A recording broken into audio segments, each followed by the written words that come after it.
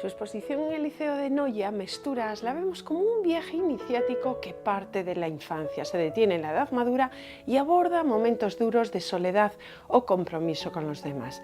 La idea de tránsito vital es patente en un proyecto que se presenta a modo de relato narrativo a camino entre la escultura y la pintura. Es un artista que preserva sus emociones y la memoria de lo que debe ser conservado por su valor. Hoy entrevistamos a Vicente Ruiz Soldevilla.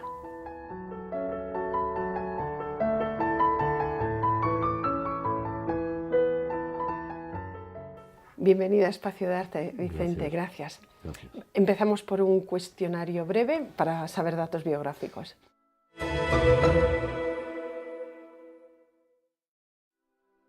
Nacido en Madrid, pasas muchas largas temporadas en Finlandia, por eso no te vemos muy apagado a la tierra, ¿o estamos equivocados? Yo creo que sí, que hay un error en este sentido. Yo pienso que son tantos años los que llevo en Galicia y ya desde el principio que me quise hacer con la tierra y con la gente. Hice esfuerzos, pero de forma absolutamente natural, es decir, no era eso de decir tienes que hacer, sino que me abrí espontáneamente para sentirme y vivir esta tierra, ¿no? Yo creo que sí lo he tienes conseguido. muchos amigos en el mundo del arte y bueno, y fuera. Yo creo que lo he conseguido, sí. Amo profundamente esta tierra, a su gente, a su arte, su literatura, su paisaje, su paisanaje, etcétera, estas cosas que se dicen. Hablando de, ahora que mencionas la literatura, físicamente te vemos una recreación de Valle Inclán. ¿Cómo te has enfrentado a su obra? Pues en principio, hace muchísimos años, con mucho interés porque ya en casa había una querencia muy especial por Ramón María. Yo viví en Madrid, pues yo soy del centro de Madrid, en todas aquellas zonas donde se desenvolvió la vida de Valle Inclán, ¿no? La vida de los paseos por la calle de Alcalá, por la Puerta del Sol, la vida de los cafés. En la Puerta del Sol estaba el café Montaña o Nueva Montaña, donde perdió el brazo, donde luego salió por la calle de Alcalá con sus amigos. No hizo caso al brazo, se le infectó, se lo tuvieron que cortar. No era una herida como para que... Es una hidalguía la que irradia Valle Inclán, que sí, es una referencia importante y desde el punto de vista literario, ¿no? Las escenas de la vida bohemia me parece un retrato excepcional del país en general, y como decía Eduardo Aro Teglen, que para mí merecía muchísima confianza, es la mejor obra de teatro de la historia de la dramaturgia en España. Escenas de la vida bohemia, es un retrato. Y ese escenario de esas calles, Plaza de Santa Ana, el Callejón del Gato, etcétera, es todo un itinerario que yo lo he vivido de una forma natural y casi cotidiana. Entonces, sí, después con Valle Inclán vienes a Compostela y te encuentras a ese Valle Inclán gallego, que yo creo que es muy gallego. Escribía en una lengua, pero Galicia yo creo que está inmersa en todas sus obras, y debería reivindicarse muy a fondo ese carácter gallego de Valle Inclán. Por lo tanto, me asocio un poco a su figura por aquello de el Madrid profundo, la Galicia profunda, etcétera, ese ensamblaje. Tu obra también, como la suya, es muy humanista y crítica. ¿Qué no soportas en especial del ser humano? Pues no soporto la falta de honestidad, la falta de empatía por el que pierde en la sociedad. Eso cada vez creo que se está recrudeciendo, ¿no? Es una falta de compasión por el perdedor, esa idea un poco americana del loser, ¿no? Es decir, no merece ningún tipo de confianza, un llamado, entre comillas, loser. Yo creo que las grandes victorias de la humanidad está hecha a través de batallas perdidas, de perdedores, que son en definitiva y muchas veces los que nos muestran todos esos valores que es necesario que permanezcan y que desde un punto de vista un poco pesimista me parece que se están perdiendo. Por eso tú te encargas de rescatar esos valores del olvido, pero ya lo hablaremos en la entrevista. Hay una serie de temas tabúes que en general no se tocan. Uno de ellos es el miedo a la muerte. En este terreno a ti te vemos muy escéptico. Sí, bueno, yo creo en la muerte como una cosa inevitable. Yo desde muy joven yo creo que me acostumbré a convivir con la muerte con alegría, con mucha alegría, pero sabiendo que es algo contra lo que no se puede hacer absolutamente nada y que hay que familiarizarse porque la vida del hombre, de la mujer, de las personas es un camino hacia la muerte. Entonces, como la Edad Media, sí, el buen morir. Sí, y es simplemente enfrentarse con, no te digo con amistad, porque es todo lo contrario, es una gran enemiga, por supuesto. Pero hubo un momento de la historia en que era familiar y, como dice el gran teórico Philip Aries, nosotros parece que ahora la hemos convertido eso en tabú y entonces es una manera de reivindicar esa familiaridad porque vamos a ir todos ahí. Sí, es precisamente eso, eliminar tabúes, es decir, la vida del mundo está muchas veces hecha o fundamentada o en falsas moralidades, en tabúes, generalmente en cerrar y tapar la salida de lo que son precisamente los placeres, los que nos hacen más humanos. En relación con la muerte, no es el mundo de los placeres, evidentemente, pero es un tabú, un miedo ancestral que proviene seguramente por sentimientos religiosos. Yo es que no soy religioso, es decir, yo soy ateo, entonces yo no creo en el más allá, creo en el más acá. Es como decía algún poeta de la generación Beat, ¿no? Los caminos del cielo son los caminos de la tierra, no hay que ir más allá. Pues, y nada, simplemente eso, destruir ese tabú y saber que hay que enfrentarse. Lo que sí da miedo frente a la muerte es el dolor, es la enfermedad, eso sí. Ahora, si tenemos la suerte de llegar con salud al último suspiro, pues no pasa absolutamente nada. Bueno, pues de momento estamos aquí en el presente y en una exposición que tenemos ahora en el Liceo de Noia, en la que nos adentramos.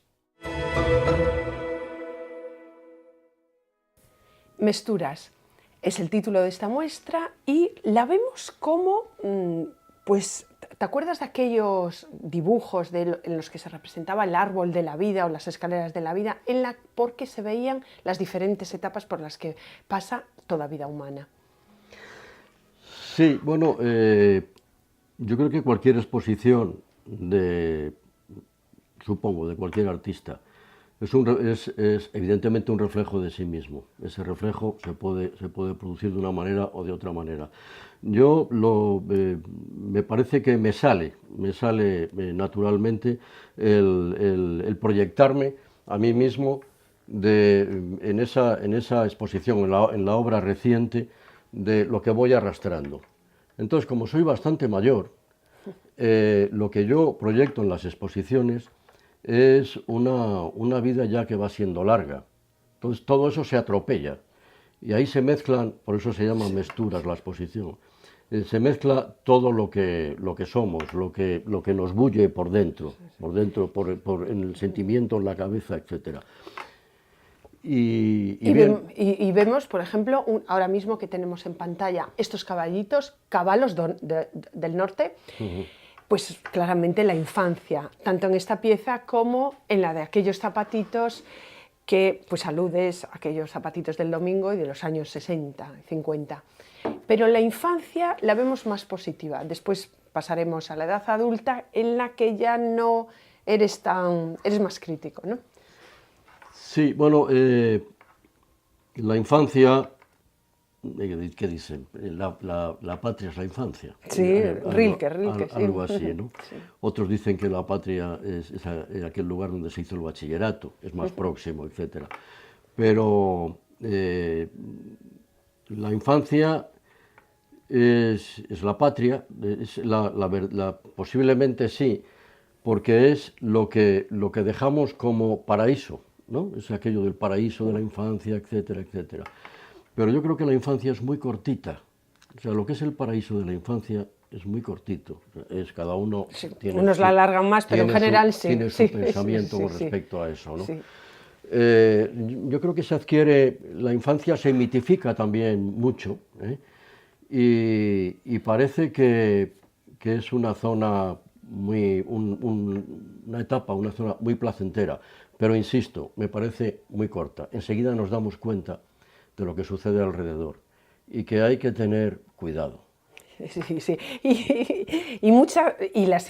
Por ejemplo, con las intimidades, las hemos tenido mucho tiempo metidas en el armario. Tú te encargas de sacarlas precisamente con esas prendas de ropa interior masculina. Sí, y con ropa exterior también, es decir, me pongo al lado de la ropa exterior un traje, una camisa, unos gallumbos, unos calzoncillos. Por dos cuestiones seguramente. Primero, porque es nuestra intimidad y yo creo que es bueno mostrarnos para evitar lo que antes estábamos hablando de los tabúes, los lugares oscuros, etc. No, hay que abrirse. Al mismo tiempo, ese enfrentamiento entre el traje, que yo le llamo, o hábito, el hábito, un traje completo que nos obliga el mundo a ponernos en alguna etapa de nuestra vida, dependiendo del oficio o los asuntos que decía Miguel Hernández a los que nos dedicamos, ¿no? Y ese enfrentamiento. Luego la evolución de esa ropa, es decir, cómo se va produciendo para ir convirtiéndonos o reconvirtiéndonos, ¿no? Supongo que para bien, aunque seguramente no siempre es así. Yo espero que sí, que la vida nos enseñe a ser un poquito mejores cada vez. Otro de los grandes temas que vemos muy presente en tu obra es la soledad, a través de esas cajas en las que vemos diferentes modelos de personas mayores, jóvenes de todas las edades, pero eternamente solos, como enclaustrados, enjaulados. Yo muchas veces en Madrid me iba a las estaciones, a dar vueltas por las estaciones, para pensar, para ver a la gente. Yo veía que la gente tenía como una falsa alegría muchas veces, ¿no? Digo en aquellos momentos de no vacaciones, cuando la gente coge por obligación el tren, etc. Y esos olores de la estación, esos sonidos de la estación, siempre me produjeron como los sonidos de un poco fílmicos, ¿no? De Calle Mayor, Juan Antonio Bardem, es decir, ese tipo de una España en blanco y negro, etcétera. Y sí, la soledad lo reflejo un poco en estaciones, pero la soledad está en todos los sitios. Te encantará la obra de Hopper también. Me gusta muchísimo, porque es que refleja en un mundo aparentemente lúcido, donde en las ventanas entra esa luz y se ve un mundo exterior lleno de vida, como también en color hay figuras solitarias sentadas en la cama o en otra postura, mirando a un infinito que es cercano, que es la pared, pero que es curiosamente absolutamente contradictorio. Es mirar a la pared, pero mirando al infinito. Ese infinito un poco desolador, ¿no? Que nos lleva a esas actitudes un poco inmisericordes de encontrarnos un poco solos, sin ayuda, para enfrentarnos a la realidad. Incluso lo que luce, lo que brilla, no es lo que parece, se ve en la pieza pasarela. Sí, sí, es también siguiendo con la contradicción, ¿no? Con los lugares encontrados. Aparentemente es una línea de mujeres con un cierto atractivo un poco artificial, pero que encima tiene como, no una espada de Damocles, pero sí como una viga de clavos que rompe un poco esa imagen, ese estereotipo que nos presentan, ¿no? También el suelo agrietado, un tanto agrietado también. Exacto, esa belleza ficticia, y dentro de esa belleza todo lo que hay en el fondo de dolor, ¿no? de un poco de opresión, de esa obligación a sonreír y mostrar la belleza, cuando a lo mejor deberíamos profundizar un poco más. Luego hay otra también ¿cómo se llama? Otras muñecas también que también significan un poco lo mismo. Es un poco la opresión a la que está sometida la mujer de siempre, evidentemente, porque eso no viene de ahora. Lo que pasa es que ahora lo tenemos, no se nos refleja de una manera muy evidente. Pero es esa lucha pendiente, esa revolución pendiente de las poquitas que van quedando, y que yo confío mucho en esa revolución de la mujer, de liberarse. Por eso Vicente se solidariza con ella, y hablando de mujeres, tenemos una en pantalla, una escritora, Pilar San Pedro, que nos da unas pinceladas sobre la obra de Vicente Ruiz.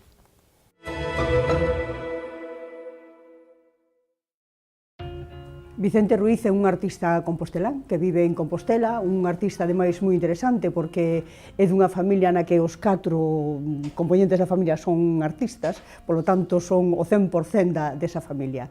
E eu creo que iso tamén é posible porque xustamente ele é unha persona con moita sensibilidade, con moita creatividade, e que adora sobre todas as cousas a liberdade que lle dá esa capacidade de loitar contra os prexuicios e de traballar, de xogar cos materiais, de brincar de alguna maneira, non? Ao mesmo tempo que experimenta.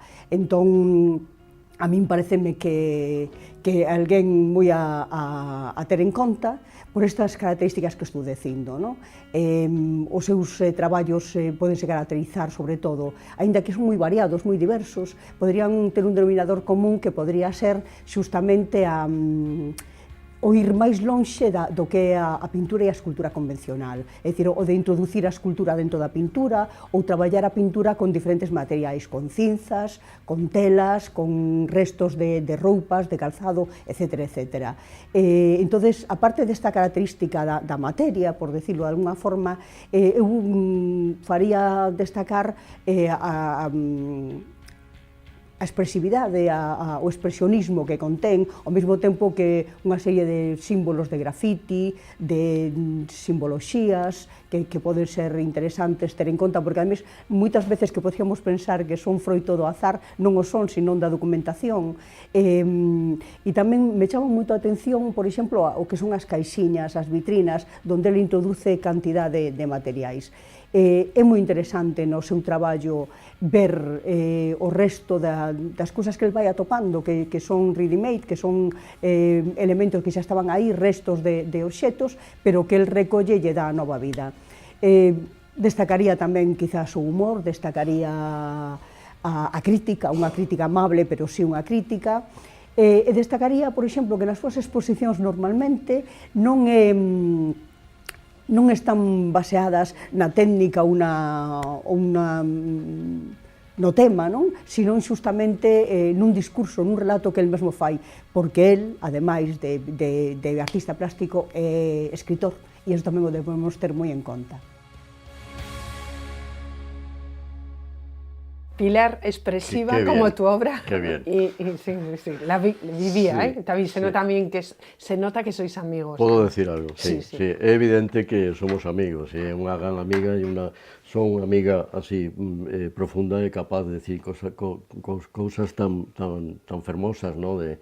Agradezo moitísimo. É unha muller a que aprecio moito, intelixente, versada, é unha animadora cultural na vida que nos rodea, impresionante. Fai moito polo ser humano. Nos ha apuntado varias cosas que todavía no hemos tocado. Una de ellas es el amor al arte que hay en la familia, porque ya desde pequeños a tus hijos les has inculcado esa pasión. A tal punto que habéis hecho una exposición sobre el teorema de los 4 colores. ¿A qué obedece? ¿A 4 colores diferentes de cada uno? Y que nunca se mezclan. Sí, si me permites, antes para terminar un poco con lo anterior, parece que queda todo como un pouco apesadumbrado.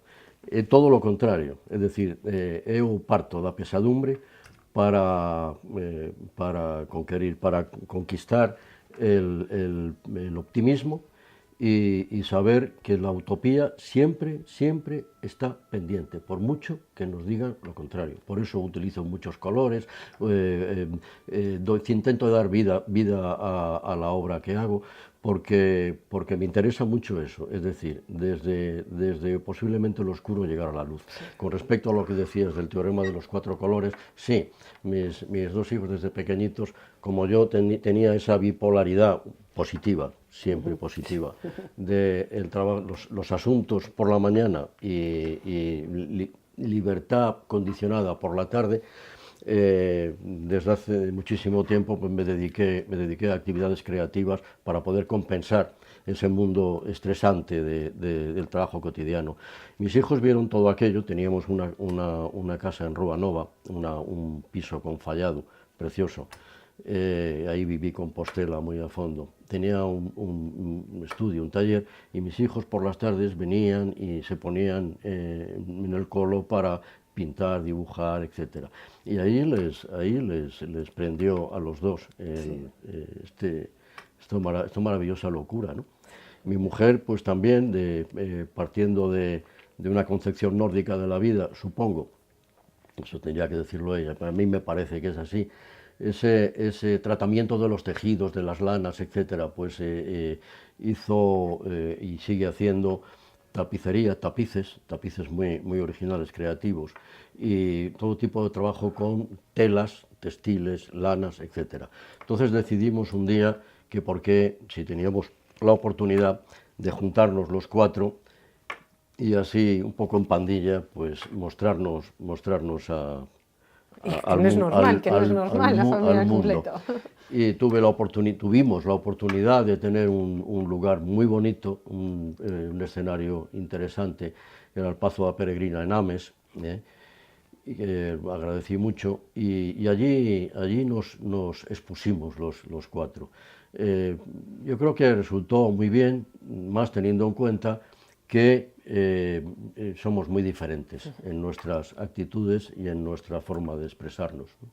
Y estuvo muy bien. Otro tema que está muy presente y rescatas es la memoria. De hecho, también otra exposición magnífica fue el olvido de la memoria.